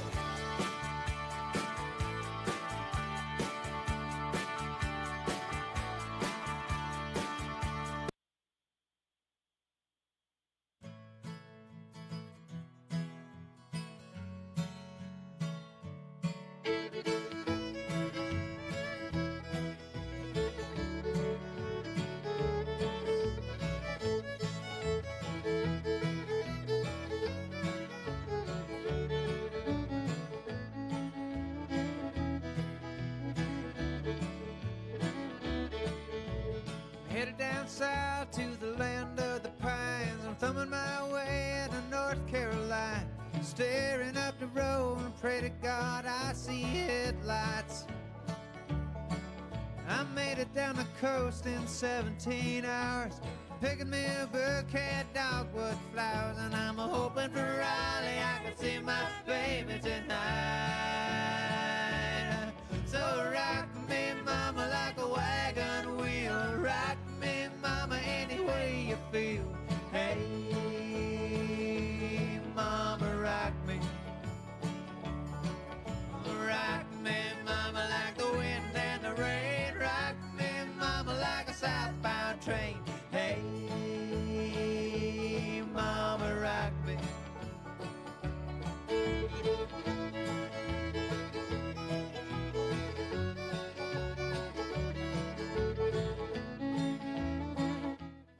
AM 1230, WJOB 104.7 FM, the voice and face of the Calumet region. 294 around the city looks pretty good. Was an earlier accident. It's gotten kind of cleared up. You should be all right going that way. Bishop Ford into the Dan Ryan. Bishop Ford's actually pretty good, but the Dan Ryan's pretty much backed up all the way, the entire way, stop and go. So don't think you're breezing along on the Bishop Ford that's going to continue. Skyway, Toll Road, Borman, I-65 are all moving along well. Weather? Currently, right now, at the Strack and Van Til Studios, it is 63 degrees today. We're seeing highs of 82 and lows of 60, warm with plenty of sunshine. Wednesday and Thursday it continues into those high 80s and lows of 60. We're going to see plenty of sunshine and some clouds, but no rain so far. And we just have 80s the entire week. It was a false fall for the Northwest region. A false fog. Well, I don't know because a lot of the branches and leaves are starting to change already. And now they go So all it the way tricked back. It tricked them into thinking it's time to get those vibrant colors out there, and it's happening in some places. On the traffic, I just want to make this note to the city of Hammond. You guys got to do something about these trucks that pull over into the middle lane to go into the gas stations and other businesses along Indianapolis Boulevard. Highland too. Yeah, it creates such a hazard for people. Like I was trying to get into Dunkin' Donuts this morning to get Jim his coffee, and this truck was there blocking. I could barely see around him. Car behind me blowing at me because, I didn't know which way to go. And with him taking up that middle turning lane, but those trucks do it all the time, and we got to put a stop to that. 219-845-1100. We want to talk about Charlie Kirk, but if you got anything about previous topics, go ahead. I got just to have to say that, I've listened to a couple of tapes from the 1960s. I want to say that just from the WJOB discussion, it hasn't been as ugly as it is now since the 1960s. Even during the civil rights era. That is the civil rights era. I said even during, you're saying now, I said even during the civil rights era. Yeah, I mean, it just seems, but understand that we're trying to do what we've been doing for 102 years. Certainly Adriana and Lee Neff and Matt Kaufman and Semino and AJ Preboy, and there's about 8 or 10 young people that are coming up, and I'm trying to teach them this is how it's done in such a turmoil time. So in a weird way, Adriana, you are learning at the height of discontent right now. Mm-hmm. In a weird way, that might actually help your career down the line. But let me ask you this question, because in the 60s, WJOB was a whole different radio station. Back then, you didn't really have any black-owned radio stations. You didn't really have many black radio hosts. So you didn't have a diverse group of people on the radio. You might not have had a diverse amount of callers on the radio station. So when you're listening to tapes from the 60s, are you getting pretty much one perspective, or are you getting a balanced perspective? There were a number, from what I understand, there was basically an African American show on Sunday and a Hispanic show on Sunday. Other than that, it was all white. I've seen the pictures. And so you are correct. There wasn't the kind of diversity there is now. Right. But there was the discord that there is now. Well, there was a lot, but see, here's the thing. With, say, LTH and Warren Freiberg, his rhetoric was so divisive that he got threats from African American gang members and others because of what he was saying. And so I cannot totally agree that it's far worse today than it was back then. No, I'm not saying it's worse. I'm saying it's on par with what was going on in the 60s. Okay. And you could see it with Warren Freiberg. Adriana, you know what? We got so much to hit. We have to go to the phone calls. Yep. 219-845-1100. Before we go to the phone calls, I got this in from Chuck Poland. Robert Redford, dead Oscar winner and barefoot in the park icon, was 89 years old. That was just breaking news, New York Post, 2 minutes ago. Wait a second. Robert Redford died? That was what was just sent in. I just wanted to make sure that was said before we get to the callers. Do you know who he is? He looks familiar, but I'm not that great with actors' names. Google some of his movies. All right, best Robert Redford movie off the top of your head. About to look to see. It's not The Way We Were. It's not The Horse Whisperer or Jeremiah Johnson. It's not The Sting. I liked him in The Horse Whisperer. Did you like him in Out of Africa? I don't. He did a lot of movies. Oh my goodness! Wow. Yeah. I liked him in The Horse Whisperer. I gotta say, one of his earliest movies was his best. Butch Cassidy and the Sundance Kid. Right? The Natural. I'm not a fan of that movie at all. And there's a Great Gatsby. Remember he played Gatsby? He did great in that. Yeah. Anybody want to call in and tell us your favorite Robert Redford movie? I know what his second best movie is, and you got to watch this one if you really want to go into network news. All the President's Men. That sounds familiar. That's probably one movie my parents are like, yep, movie education, we're going to watch it. Because that's all the movies when I'm like, I don't know that movie. They're like, sit down, we're watching it right now, no matter what I'm doing. I'm like, I got homework, you got 2 hours. Woodward and Bernstein. And they were put in difficult positions as journalists during the Watergate era. It is, you know what, Butch Cassidy and All the President's Men are my top 2. You got to give me I'm 2. taking the horse Oh, whisperer. Horse Whisperers. Yeah, because so he was corny. an older cowboy. You know, I liked him in that. What's the one where the woman, Hispanic woman, wasn't J-Lo, was it? She comes back to town. Oh gosh, I'll think of it in a second. 219-845-1100. Hey, you're on the air. Go ahead. Good morning, Verly, Jim, and I can never pronounce her name. Adriana. Adriana, I got to say something to you about how you said your mom told you no dress, no shorts. When me and my sister lived at home when we were young, I could get away with murder. I could run around with my buddies. I could do anything. My mom was so protective with my sister, and for many years, my sister kind of hated me because I could get away with murder, and she was like glued to the house, you know. And I kind of, when you said that about no pants, no shirt, you know, no shorts, this, that, I was laughing because I'm thinking about when I was young, how my mom and dad was so protective with my sister, and I got away with murder. Mm-hmm. I remember all the time my brother, he was able to wear like shorts to church and everything, even though, yes, you weren't supposed to, but it's 100 degrees outside. He's wearing cargo shorts, and I'm like, okay, yeah, if he's going to wear shorts, like I'm younger, so I'm like, okay, I'm going to follow my older brother. And then they're like, nope, pants. I'm like, it's 100 degrees outside. They're like, pants, let's go. Now, the reason I called in this morning is because there's good people and bad people. A person has a good side and a bad side. Now, I want to talk about the situation with the Griffith guy charged, okay? I'm not going to mention no names because we all know who he is. Right.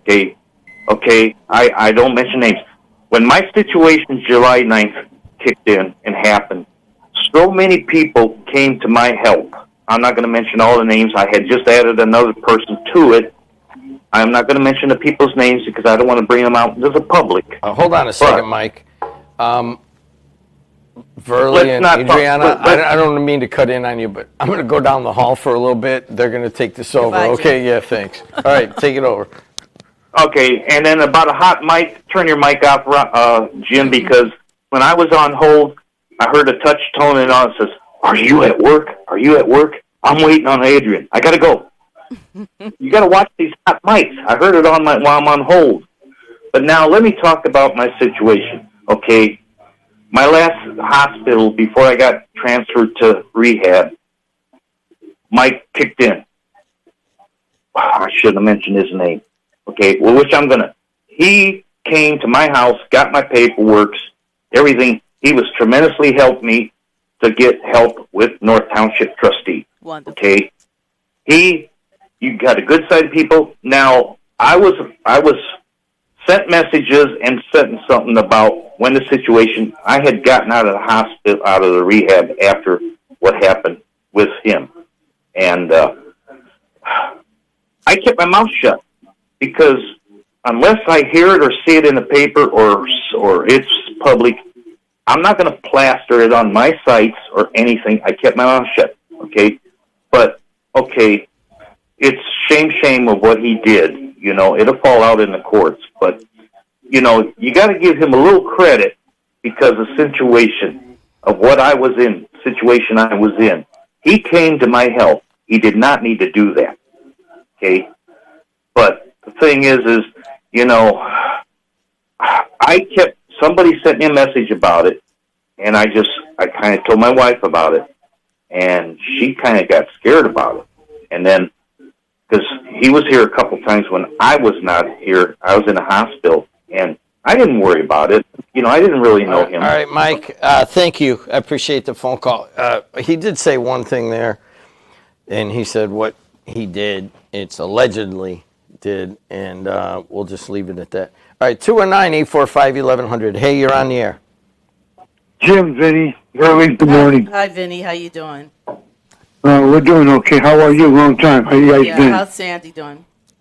Not too good. She was in hospital September 4th, which is a Thursday, the 5th, and the 6th. This time's a little bit different, So I reached out to people that I knew. Rick Kubik. I reached out to Rick. I told him what was going on, that he was going to pass everything along with Jim, and it's this time it's a little bit different. She's frightened. She's scared. And I told her, Vinny. I mean, I have not. Yeah, I have not talked to Kubik yet. Okay. I talked to Rick.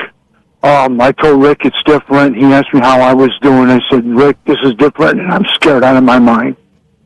I try not to show it to Sandy. I told her everything's going to be okay. But in the back of her mind, said, how can everything be okay when I can't remember things? And her Parkinson's is increasing, the medication that she's on. They took her off of it because she was getting sick. So we're just going to, we're just taking it slow, and our prayers are with Trucker Mike and everybody else who was going through some health issues, and our prayers are with everyone, Jim. Hey, Vinny, our prayers are with you too, my friend. We all know, I know that you've been open about this story, about what Sandy has gone through in terms of domestic violence. And I think that you telling her story has opened up some discussion for us over the years. Too bad it had to come under those circumstances, but it's just, our hearts are with you, my friend.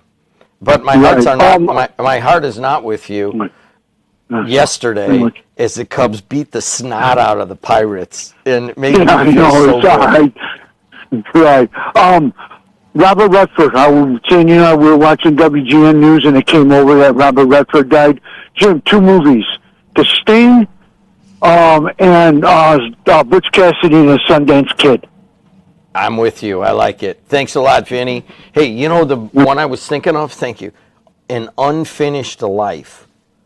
It's not a very well-known one, but it was Morgan Freeman and Robert Redford and Jennifer Lopez.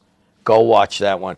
After you watch All the President's Men, there you go. Hey, let's take some more phone calls. 219. No phone calls. All right, good. Hey, Charlie Kirk was assassinated last week.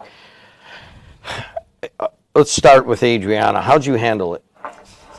I don't know if you want to start with me. All right, let's go to Verley. Yeah, go to Verley, and then because I have a whole rant. That's why I'm like, go to You Verley. have a whole rant. Oh, my Yes. goodness. Keep that rant to yourself on this one. But anyways, go ahead. Condolences definitely to his family. No one should have to witness their loved one being murdered in real time. The videos, I haven't watched the video because just like with other videos of people being killed, I'm not trying to see that. So I will never view the video. I didn't look at the video of Floyd. But it is tragic what happened. What does it say about America? What, that someone's assassinated? No, I mean, why is this happening? But I mean, President Lincoln was assassinated, Martin Luther King, Robert Kennedy, John F. Kennedy. Throughout history, assassinations have happened based on people being opposed to someone else's views, being opposed to what someone else is doing in the world. There are unhinged people out there who feel it's their duty to make America right, what they see as right in their eyes, by eliminating people that they feel make it wrong. So there's no surprise there. What is a surprise is the fact that they have made this man a martyr. So now all of a sudden, he's being put up for sainthood. What is not surprising is the fact that from the minute he was killed, flags went to half-staff, America went into mourning, and accusations were made that turned out to be unfounded in regard to who committed this. All the nasty rhetoric that was spilled out into the world was based on left versus right and right versus left, instead of the fact that this is a human. We all have the same blood. I mean, we have different blood types, but we still are. We come still from function. flesh and bone. Right.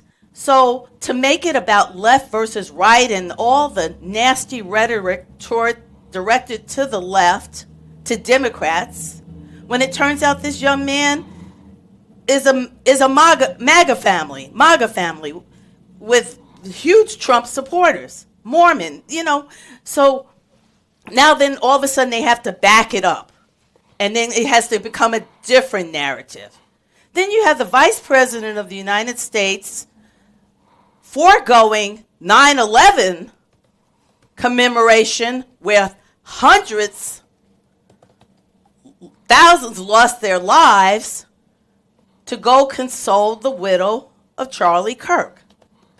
Then not only that, he comes to host his show, fill-in host his show, and now he's telling people to start doxing individuals. So people are losing their job for their freedom of speech.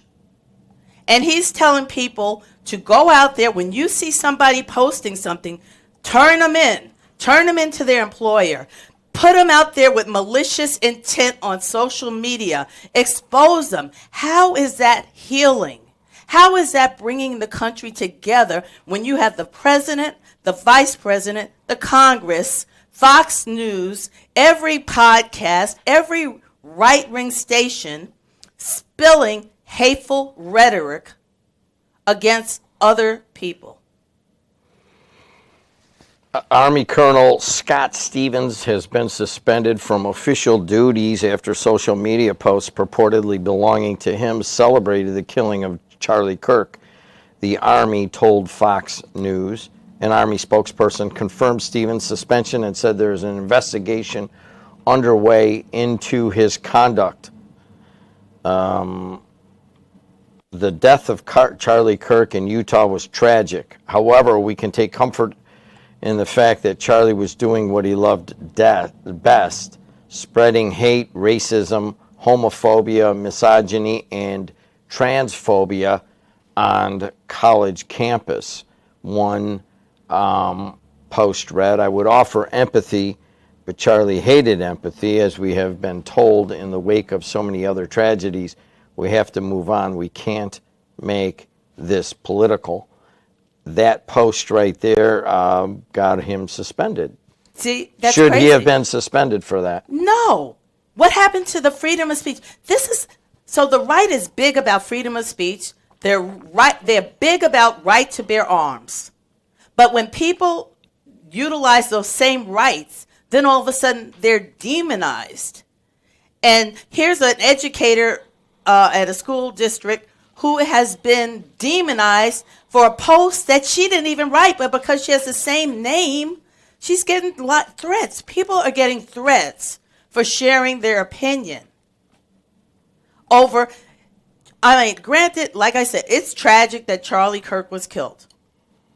But the fact that they have made him this individual that you can't say anything negative about without a huge backlash, these are the same people that have nothing good to say about Biden, Kamala Harris, or anyone else on what they consider the other side, who are now demonizing people who have an opinion about Charlie Kirk.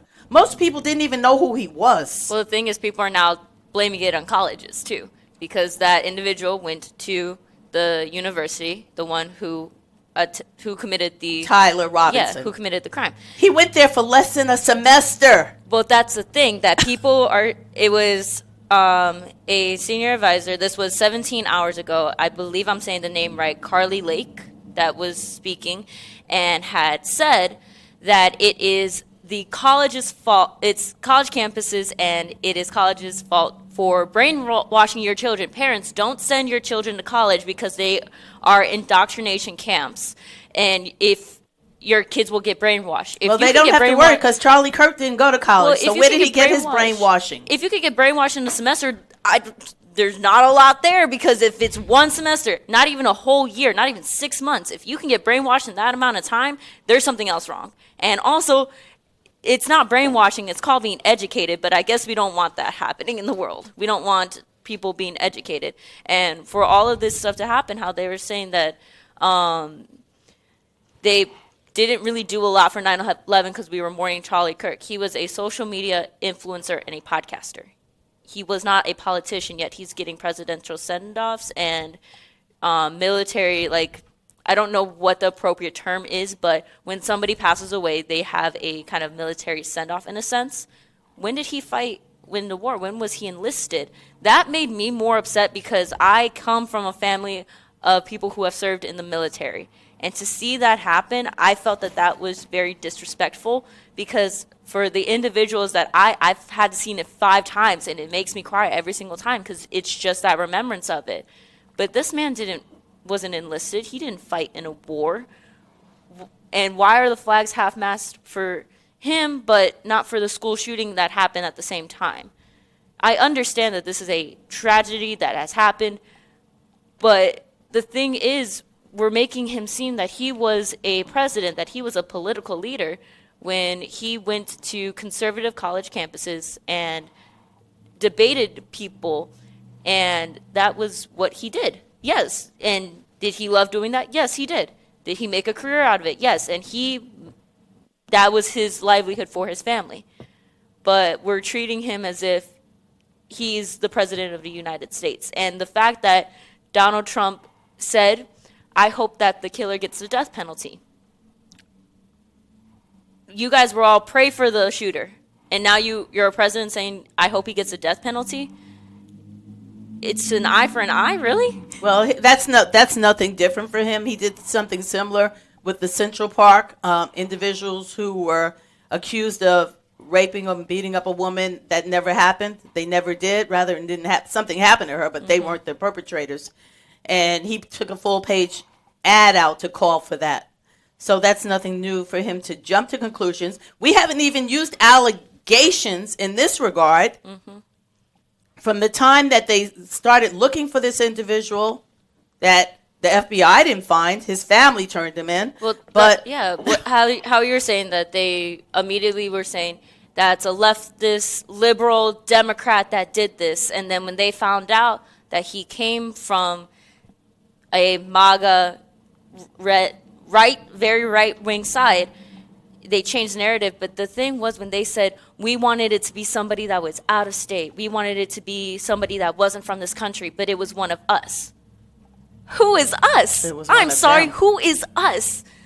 There shouldn't be a thing that is said. That is just so enraging, because you don't want to take that responsibility that, yeah, it could happen, but instead you're painting it red and blue, instead of saying that this is something that happens in America. This is something that people have to fear. And yes, people are like, he died so tragically.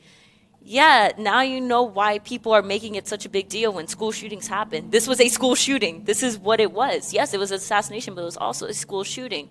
And the fact that people were saying that it's one of us, no, it was an American citizen.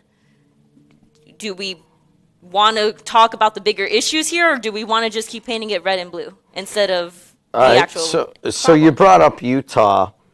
And Governor Cox, Spencer Cox, has been in. He's implored the country to dedicate themselves to end a cycle of violent division, echoing as saying that people should learn to, quote, disagree better.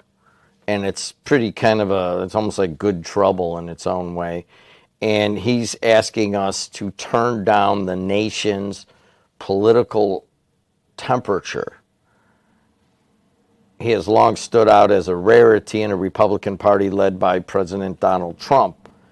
but his commanding role with the assassination of conservative activist Charlie Kirk gives his call to end the cycle of violent division a new prominence. I applaud him. And then now the right is so negative toward him for stating those same, for making that statement of bringing people together versus further dividing. And the thing is, people will, as you said, like, people are getting fired from their jobs because they are on the opposite side of this, that they don't really see why America is so attached to this story and why they're mourning so much. And people are coming up to other individuals, how dare you not mourn him? He was a God-given man, and all these different things. If you saw him in that light, that is your opinion. Other people didn't see him in that light because those individuals who may not have saw him in that light were the minority groups that he attacked, that he dispute hateful rhetoric to. So, yeah, they may think that it is a tragic crime, but all of these quotes of him coming up saying that he had no empathy, that there needs to be gun deaths to have our Second Amendment right, that people of color and race and ethnicity aren't as smart as those who are Caucasian. There's so many different things that this man has said that's why people aren't really mourning him, and that's going to get them fired from their jobs. It's insane that that's something that people have to fear. Now, like, yes, your freedom of speech can be taken away, but it's going to cost you your job that you could have been the best at, and they're going to fire you just because you don't agree with your boss. So you know what's really interesting is two terms, two words, woke and doxing. When people made the reference to people being woke, it became a negative thing and directed to the left. Now, all of a sudden, this term doxing, which is a new term, basically being used new. I don't know when the word was first invented, but this term of doxing, of putting stuff out on social media with malicious intent, going after people. Now that's a term that's being used on the right, and is it getting the same attention as woke was? If someone was woke, then it was a bad thing. Now that you're doxing, isn't that a bad thing? I look at woke as you're educated. I don't look at it as a bad thing. You're educated. Educated, you're aware, you know what's going on. And that's why people are, like, fearful, because they're I have to disagree with both of you there. Really? Well, I want to hear your point on that, because I'm just enjoying this. And Verley has resisted everything that I've tried to do to get you to do a podcast, but I think that you got to realize that your message is very important right now, whether people agree with it or not. I think woke went too far, and it caused a lot of damage to having open-mindedness to what was happening. Hold on a second. Hey, Suarez, she's working right now. Can you be quiet? All right? We're talking about something, and you're going to come in and start talking to the producer. That's not going to work. All right. But anyways, he writes us a check, so I better be nicer. I fully believe it went too far. And I told people that during the Chancellor Keon thing that went on here with I said that's the top of the market. There's going to be backlash. This should not be happening. From that moment, there has been major backlash. What I think will happen is what you're right about, Verley, is that doxing is somewhat the equivalent of being woke. But if woke went too far, perhaps this is going too far, and what will the backlash be next? Well, it's becoming a fascist state. It's almost becoming like a communist state where you're afraid if you speak out that you're going to be singled out and basically ostracized. Many, like you said, people losing jobs, military people losing jobs. But this isn't new because a lot of people, based on their feelings about Donald Trump, lost their jobs. Do we have 2 people scheduled for 8 o'clock? No, so Town of Munster is scheduled next week for 8 o'clock. Hospice is at 8:30. They thought that today was the 8 o'clock spot, but it's at 8 o'clock we have Calumet Painting, and Wait then a second. at 8:30 it's The Town of Munster. Munster's here? Yes. All right. Well, I'll deal with the scheduling here in a second. But we'll do Calumet Painting right now, and then we'll figure out who goes at 8:30. It's Town of Munster. Oh, it is? And are they out there? Yes, because they thought that it was this show instead of next show that's at 8. Okay. Good enough. All right, so do we have callers? Because our time have has come 3. to an end. Let's take the callers real quick. Go ahead. Good morning, people. Good morning. What are you doing with your life? I'm staying away from everybody else because this world is going crazy. It's like, stop the world. I want to get off. Yeah, there we go. I'm done. Ball of confusion. Oh, my goodness. Temptations. You know what? You're right telling about it. The world's like being stuck on the Borman right now. You just want I to don't get care off, about the right? Borman. I don't care about anybody's thoughts. It's ridiculous. It's terrible. It's disgusting. Whether the guys are right, whether he's a left, whether I'm a right, whether I'm a left. I'm tired of it. It doesn't, I don't know. I just think of a person being a person. So let me ask you this, because you were involved in politics. No. No, never involved in Absolutely politics. So you never looked at it as right and left. No. Never. Because, no, I Yes. can't. That's like looking at black and white to me. And there is, we're all human beings. We're all supposed to take care of each other. I am so disgusted with what I read on my Facebook that other people who are my friends or family have put on there. It doesn't matter what he was. He was human being. Everybody should mourn the way they want to mourn, but don't keep throwing it at me. To be honest, I didn't know who he was. See? Had no clue who the man was. Okay, But you know now. I do know now, but you know what? I've also heard of what he was about. I've heard him debate, the college kids. But so what? You got to take what belongs to you and put it in your mind. What happened to kindness? What happened with, people taking care of people and people wondering, are they okay? That's all gone now. Yes. Nobody cares about I don't care about the feeling part, but we're just not caring about each other. I'm going to let you leave it at that because we don't have a lot of time. Yeah, we're done. We got to go. We're going to take them real quick, let them Thanks. say 2 their callers, point, and then move on. Good morning, Cole. You're on the air.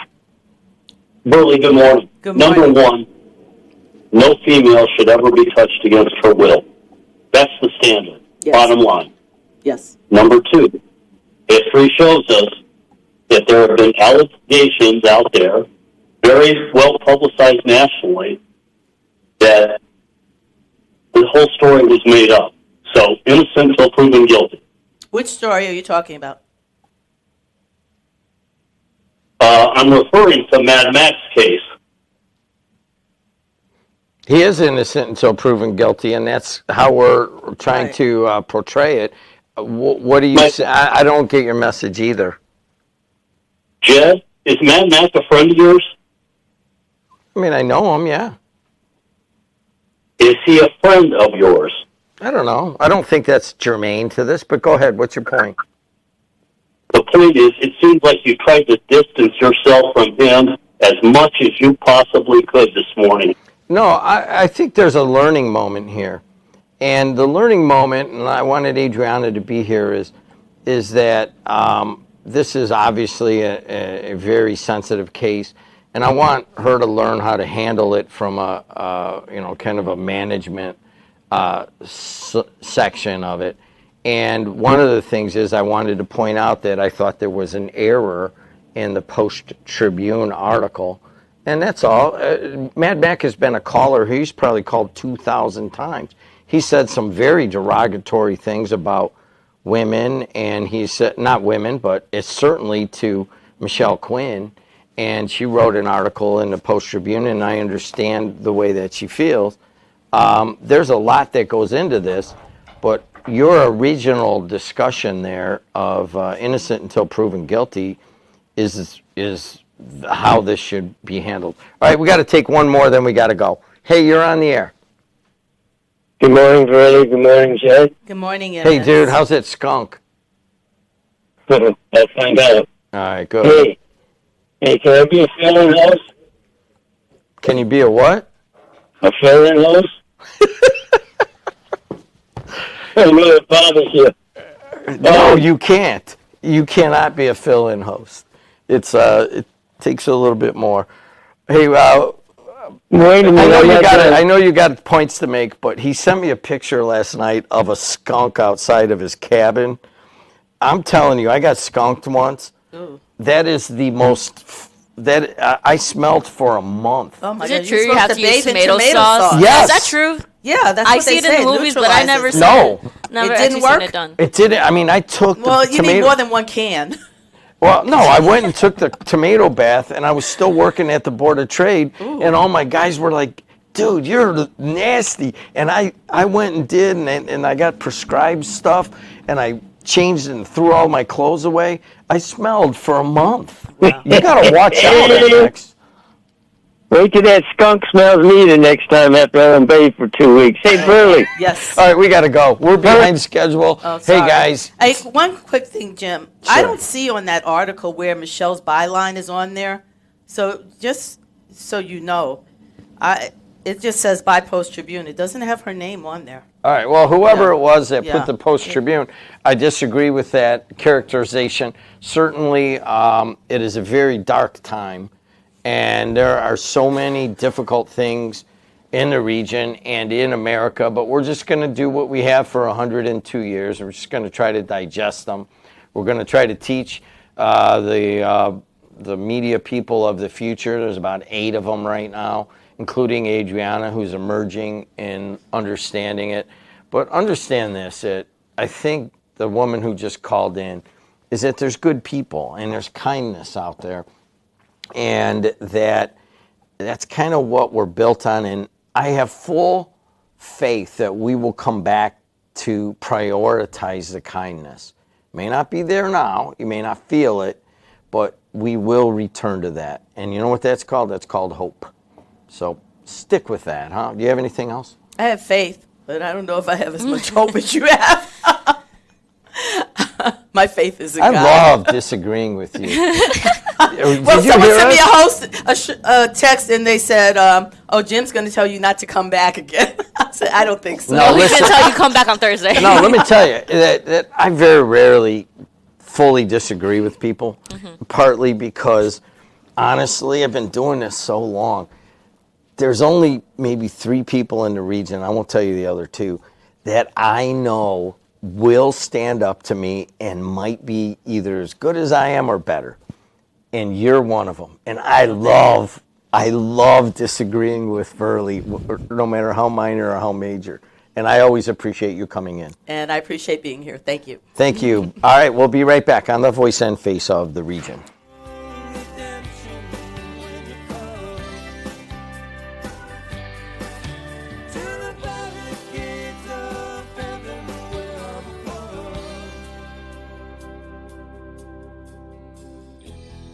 Childhood comes for me at night. Voices of my